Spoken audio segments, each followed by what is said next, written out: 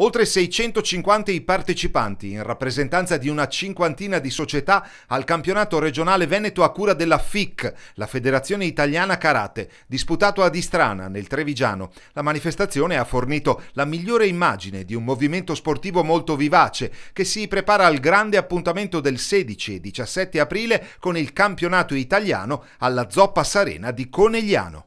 2700 iscritti, veramente un grosso lavoro è stato fatto in questi anni. Qui oggi abbiamo 46 società intervenute da tutta la regione e fuori, abbiamo anche una realtà che viene dal Trentino Alto Adige. Io penso che la formula vincente è legata ai principi su cui si basa la federazione, cioè non solo agonismo ma anche attività promozionale. Prima di tutto si promuove la nostra disciplina, si cerca di alzare il livello tecnico, di dare spazio alle forme poi di agonismo, ma soprattutto per le società si dà a tutte quanti l'opportunità di trovare una vera casa.